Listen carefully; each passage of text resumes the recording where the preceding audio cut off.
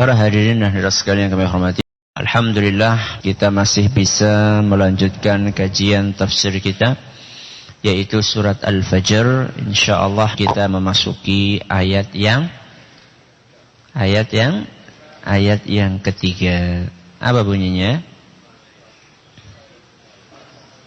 Apa? Wasyaf'i wal watr. Yang pertama, wal fajr, demi waktu fajar. Walayalin ashr, demi 10 malam. Sumpah yang ketiga berbunyi wasyaf'i wal watr. Allah bersumpah dengan dua hal. Wasyaf'i, demi yang genap. Apa? Demi yang genap. Wal watr, demi yang ganjil. Ada genap, ada ganjil. Nah Ustadz, yang genap itu kan banyak, dan yang ganjil juga banyak. Maksudnya apa? Yang genap itu apa? Yang ganjil itu apa? Ada 20 penafsiran. Wah, suwe banget ya. Ada 20 penafsiran yang dikemukakan oleh para ulama untuk membahas yang ganjil di situ apa dan yang genap di situ apa. Tapi enggak usah khawatir. Alhamdulillah penafsiran itu tidak saling bertolak belakang. Loh, kenapa Ustaz? Ada 20 kok enggak bertolak belakang? Iya, karena semuanya ganjil dan genap. Selesai sudah. Dan setiap yang ganjil dan yang genap masuk dalam ayat wasyaf'i wal watr. Selesai masalah. Ganjil di sini bukan aneh ya. Ganjil di sini kebalikannya genap. Ya. Ganjil itu 1, terus 3, terus 5, terus 7, terus 9. Itu maksudnya ganjil. Jadi semua yang ganjil dan semua yang genap sudah masuk ke dalam ayat wasyaf'i wal watr. Tapi tidak ada salahnya kita ambil contoh penafsiran ulama dalam mengartikan apa yang ganjil dan apa yang genap. Dari 20 itu kita ambil berapa ya?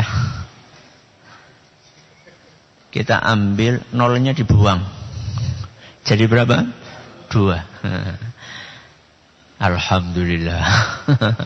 Ya, kita ambil 2 sampel penafsiran ulama ketika mereka menerangkan apa yang ganjil dan apa yang genap. Penafsiran yang pertama, wasyaf'i, demi yang genap. Yang genap itu adalah hari Idul Adha. Apa? Hari Idul Adha. Wal watr, yang ganjil adalah hari Arafah. Apa? Diulangi, yang genap adalah hari Idul Adha. Yang ganjil hari Arafah. Ini adalah pendapatnya Ibnu Abbas radhiyallahu anhu, pendapatnya Ikrimah, dan juga pendapatnya Ad-Dhahhak. Ini pakar-pakar tafsir. Ngomong-ngomong jenengan ngeh napa mboten? Idul Adha kok genap, hari Arafah ganjil. Ganjil apa nek? Bagus, tanggalnya. Ya.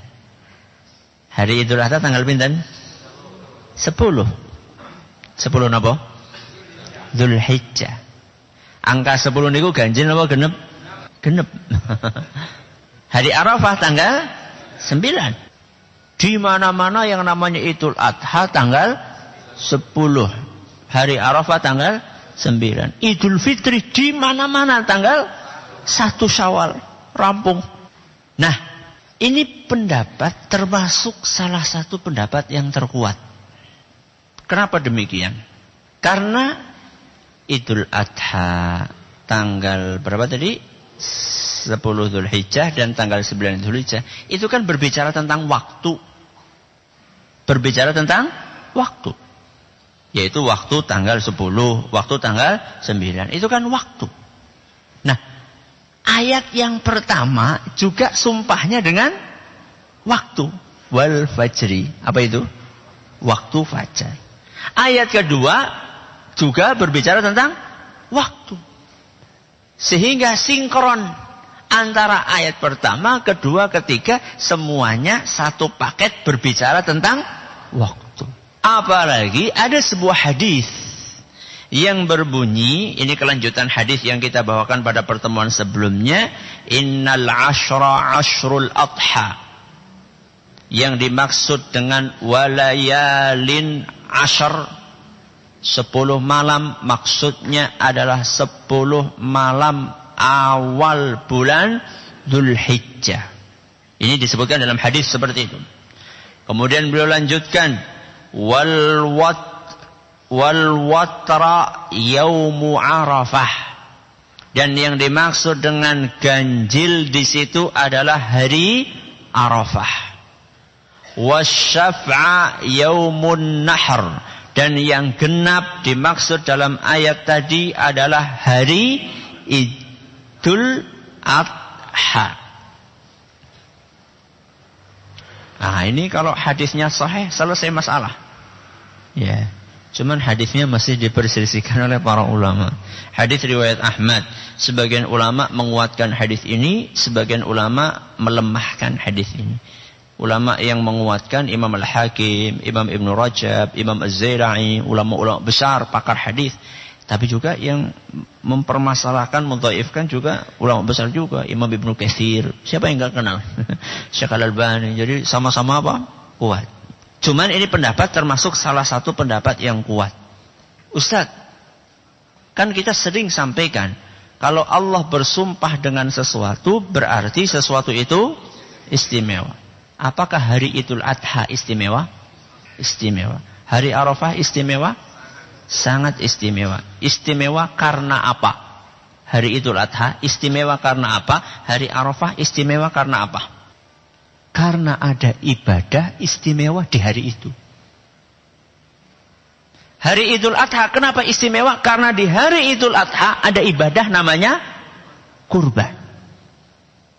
Dan hari Arafah istimewa karena ada ibadah di hari Arafah namanya wukuf. Bagi yang haji. Yang tidak haji, ada puasa namanya puasa Arafah. Hampir setiap waktu-waktu yang istimewa di dalam agama kita, sebabnya karena di waktu itu ada ibadah istimewa. Saya kasih contoh. Sepertiga malam terakhir. Kenapa istimewa? Karena di dalamnya ada sholat tahajud. Kenapa waktu fajar istimewa? Karena di dalamnya ada sholat subuh. Kenapa Lailatul Qadar istimewa? Karena di dalamnya ada ibadah macam-macam. Apa? Iktikaf, baca Quran, sholat, tahajud, zikir. Kenapa hari Jumat istimewa? Karena ada sholat Jumat. Karena ada sholawat. Dianjurkan memperbanyak membaca sholawat. Jadi sekedar seseorang ketemu dengan hari Jumat, sekedar ketemu itu maksudnya menangi. Sekedar seseorang menangi hari Jumat, apa akan mendapatkan keistimewaannya? Sekedar menangi, ketemu dina Jumat, dapat keistimewaannya? Tergantung. Apakah dia sholat Jumat apa orang? Sekedar orang ketemu dengan sepertiga malam terakhir. melek sepertiga malam terakhir, dapat keistimewaan? Tidak. Kecuali kalau dia sholat. Sekedar orang menjumpai waktu fajar, istimewa? Kecuali kalau dia sholat subuh. Jadi kita ketemu dengan waktu istimewa, apakah kita manfaatkan waktu itu atau tidak? Saya tanya, orang di dunia ini, Islam dan non-Muslim, ketemu Ramadan apa tidak semuanya? Semuanya ketemu Ramadan.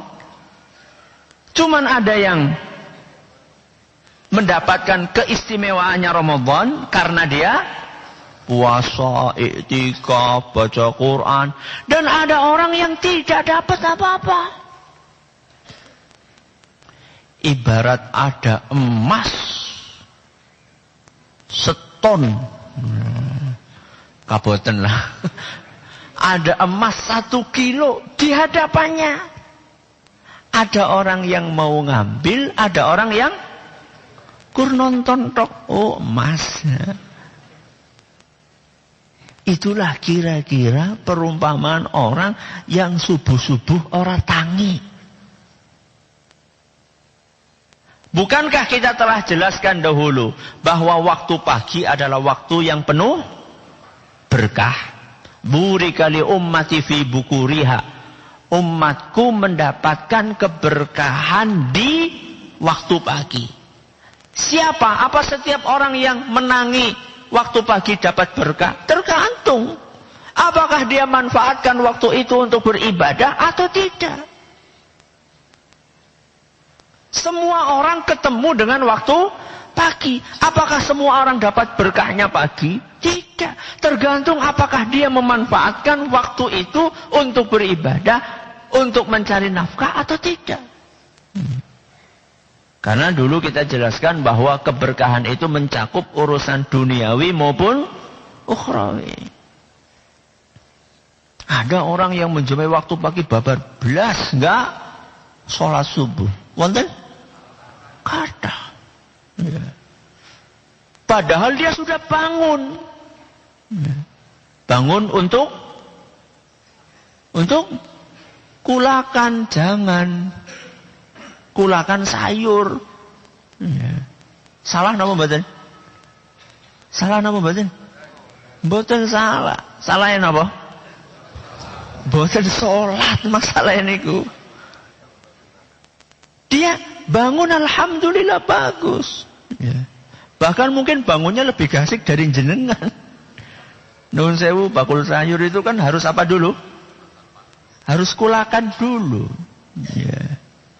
Harus kulakan dulu. Jenengan belum bangun, dia sudah bangun. Masya Allah. Dapat keberkahan kalau dia menunaikan sholat ibadah yang mulia di waktu tersebut. Ya. Ini adalah penafsiran yang pertama. Yang genap apa tadi? Hari Idul Adha. Yang ganjil adalah hari Arafah. Penafsiran yang kedua. Yang genap adalah seluruh makhluk.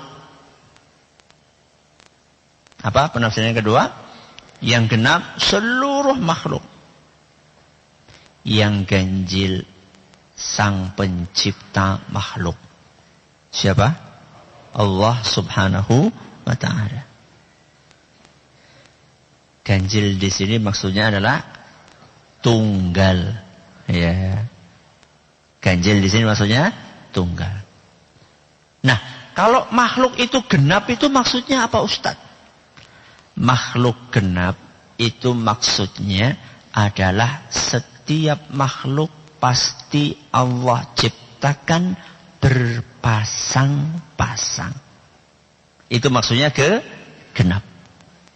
Ini penafsiran Ibnu Abbas radhiyallahu anhuma. Loh, sama Ustaz? Iya, Ibnu Abbas punya dua pendapat. Ya, di antara pendapatnya ada dua. Kemudian Imam Mujahid, Imam Abu Saleh, dan Imam Masruq. Semuanya juga pakar tafsir. Apa tadi maksud genap di sini? Berpasang-pasang. Contoh, Allah ciptakan manusia, ada laki-laki, ada perempuan. Maka pasangannya laki-laki adalah perempuan. Pasangannya perempuan, laki-laki. Nek anak laki-laki, pasangan kalau laki-laki berarti pasangan boten normal. Ya. Pasangan boten normal. Atau perempuan dengan perempuan. Ini juga pasangan boten normal. Allah sudah ciptakan semua makhluk. Dalilnya apa Ustaz kalau makhluk itu diciptakan berpasang-pasang? Surat Az-Zariyat ayat 49. Surat apa? Az-Zariyat ayat 49. Allah Subhanahu wa taala berfirman, "Wa min kulli syai'in khalaqna zawjaini." Dan segala sesuatu kami ciptakan berpasang-pasang.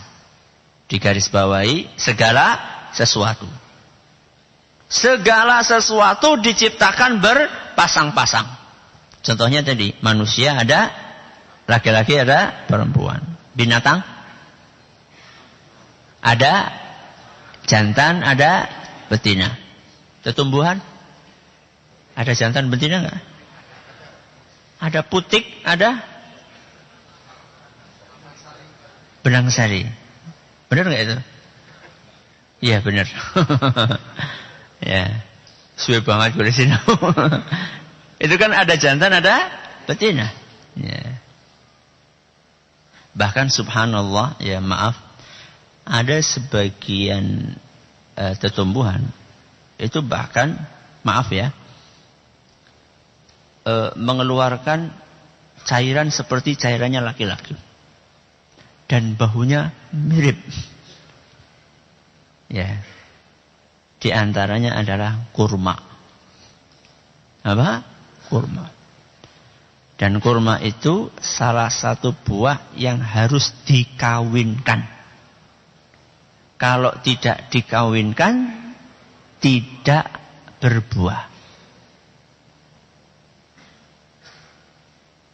Berbeda dengan bunga-bunga yang lain. Ya. Masih ingat Rasulullah SAW datang ke mana? Datang ke Madinah. Beliau dari mana? Mekah. Pekerjaan orang Mekah rata-rata dagang. Pekerjaan orang Madinah rata-rata tani. Rasulullah SAW datang ke kota Madinah. Beliau sebagai seorang pedagang. Melihat setiap ada musim kurma selalu pada sibuk jadi pengulu. Ya. Jadi ngambil apa? Bunga benang sari. Ngambil benang sarinya terus ditaruh di putik. Ya, putik yang jantan. Jadi jenengan aja senang disit, oh nyong duit kurma, iki jantan apa betina? Ya. Harus ada dua sepasang. Kawinkan. Kok Rasulullah SAW melihat kok sibuk banget ya? Kemudian Nabi SAW memberikan saran. Sudah dibiarkan saja. Dibiarkan saja. Seperti yang lain-lainnya. Yang lain-lain kan dibiarkan tumbuh, berbuah kan ya. Mengandalkan angin, terus serangga, ya. Nabi SAW biarkan aja. Akhirnya tahun itu mereka tidak kawinkan antara kurma jantan dengan kurma betina. Apa yang terjadi? Gagal panen. Maka mereka pun komplain. Para sahabat mereka datang kepada Rasul SAW. Wahai Rasul, gimana kita jalankan advis yang engkau sampaikan, ternyata kita gagal panen. Apakah berbuah, tapi buahnya tidak maksimal, kecil-kecil gitu. Ya. Maka kemudian Nabi SAW katakan, innama ana bashar, aku tuh manusia seperti kalian. Bisa benar, bisa salah dalam urusan dunia. Ini bukan urusan agama. Cocok tanam itu urusan dunia. Maka kemudian Nabi SAW bersabda, antum a'lamu bi umuri dunyakum. Kalian itu lebih paham kalau masalah dunia. Maksudnya masalah pertanian, bagaimana cara menghasilkan buah yang lebih baik. Ya. Jadi kalau jenengan mau ngasih pupuk, ya berapa takarannya itu nggak usah dicari di Al-Quran, di hadis Rasul SAW, nggak perlu. Itu urusan dunia. Ya. Kecuali kalau saya dapat hasil sekian ton, berapa yang harus dizakati? Nah itu kembali kepada Al-Quran, kembali kepada hadis Rasul SAW. Tapi urusan pupuk, urusan benih, itu urusan dunia. Ya. Ini contoh dari tetumbuhan. Apakah cuma tetumbuhan, hewan yang berpasang-pasang? Oh tidak. Di dataran bumi ini ada daratan, ada lautan. Di alam semesta ini ada bumi, ada langit. Di langit sana ada matahari, ada bulan. Kita mengalami hari ini malam, nanti ada siang. Semuanya berpasang-pasang. Bahkan sampai benda mati pun berpasang-pasang. Contohnya, air. Air ini terdiri dari banyu matang. Air ini terdiri dari dua unsur. Apa? Hidrogen dengan oksigen. Apa kelalen pada? Aku bener-bener macam. Seorang ulama dalam Tatimah Adwaul Bayan, ya salah satu kitab tafsir kontemporer, saya kaget. Ini kok ulama tafsir paham juga ya oksigen sama hidrogen. Saya kan agak khawatir ini. Saya coba searching. Ya, bener apa orang? Ternyata bener. Ya, ada oksigen, ada hidrogen. Ya. Bahkan listrik pun juga dua pasang. Apa? Ada positif, ada negatif. Ada min, ada plus. Makanya jangan kaget kalau Allah tadi katakan di dalam Al-Quran surat Az-Zariyat ayat 49. Wa min kulli syai'. Segala sesuatu kami ciptakan berpasang-pasang. Segala sesuatu. Cuman ada yang berhasil kita ungkap, ada yang sampai sekarang belum berhasil kita ungkap. Ustaz, apa kerikil ada jantan, ada betina, embuh kepriwe? Loh sekarang air ya, air. Kira-kira di zaman Rasul SAW, para sahabat sudah paham oksigen sama hidrogen atau belum? Belum. Baru diungkap di zaman sekarang ini. Artinya, itu sudah ada dari dulu, cuman ilmunya baru kita ungkap. Ya. Karena Allah katakan, wa min kulli syai', segala sesuatu kami ciptakan berpasang-pasang. Supaya apa? Supaya apa?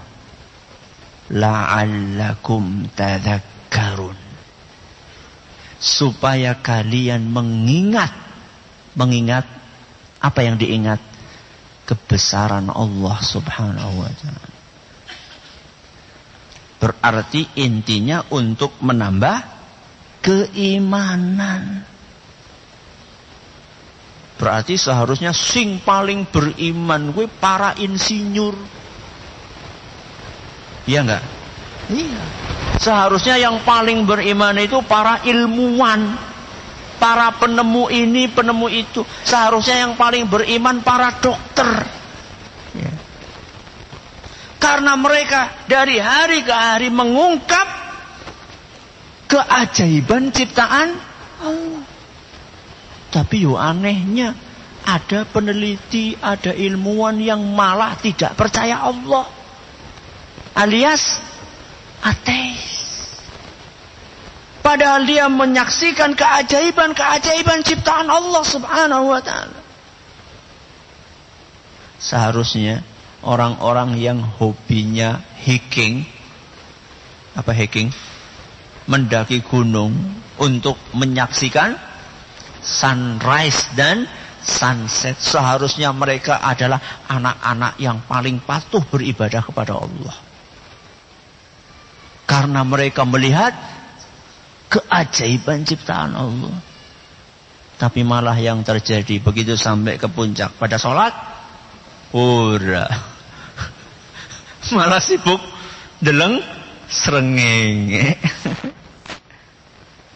Tidak masalah, silakan naik ke puncak, nggak apa-apa. Ya. Tapi justru ketika kita melihat alam semesta ini, seharusnya keimanan kita semakin bertambah. Jangan sampai kita termasuk apa yang Allah firmankan dalam Al-Quran, surat Al-A'raf ayat 179, lahum qulubun la yafqahuna biha. Mereka punya hati, tapi hatinya tidak digunakan untuk merenungi ciptaan-ciptaan Allah subhanahu wa ta'ala. Ini salah satu calon, na'udzubillah, penghuni neraka. Lahum a'yunun la yubsiruna biha. Punya mata tapi tidak digunakan untuk melihat. Walahum adhanun la yasma'una biha. Punya telinga tapi tidak digunakan untuk mendengar. Walahum qulubun, punya hati tapi tidak digunakan untuk meresapi keagungan ciptaan-ciptaan Allah. Ini adalah calon-calon penghuni neraka, na'udzubillahi min dzalik. Jadi penafsiran yang kedua, yang genap adalah seluruh makhluk. Apa maksudnya genap di situ? Berpasang-pasang. Nah, yang ganjil menurut penafsiran yang kedua ini adalah Allah. Apa tadi maksud ganjil? Tunggal, satu. Qul huwallahu ahad. Katakanlah Allah itu satu. Dalam hadis riwayat Bukhari dan Muslim, Rasulullah sallallahu alaihi wasallam bersabda, "Innallaha witrun." Allah itu ganjil. Ganjil di sini maksudnya satu. Yuhibbul witra. Allah mencintai yang ganjil-ganjil. Ganjil sekali lagi bukan aneh ya. Ganjil di sini maksudnya adalah yang lawannya genap. Makanya perhatikan, ada sholat namanya sholat witir. Ya, berapa sholat witir? 1, terus 3, terus 5, terus 7 dan seterusnya. Apalagi ibadah yang ganjil? Sholat. Sholat berapa? 5 kali. Sholat 5 kali. Apalagi yang ganjil? Ya, jumlah rakaat. Tawaf. Berapa? 7. Sa'i. 7. Jenengan wudu. Berapa? 3. Subhana rabbiyal a'la. 3. Subhana rabbiyal azim. 3. Ya. Banyak angka-angka ganjil yang disenangi oleh Allah subhanahu wa ta'ala. Kalau istri 3. Ucuk-ucuk langsung 3. Sing 1 gue loh. Wallahu ta'ala a'lam wa a'lam. Halal-halal. 1 boleh, 2 boleh, 3 boleh, 4 boleh. Berhenti sampai di situ. Ya. Terima kasih atas perhatiannya. Mohon atas segala kekurangannya. Kita tutup dengan membaca Subhanakallahumma bihamdika asyhadu an la ilaha illa anta astaghfiruka wa atubu ilaik. Assalamualaikum warahmatullahi wabarakatuh.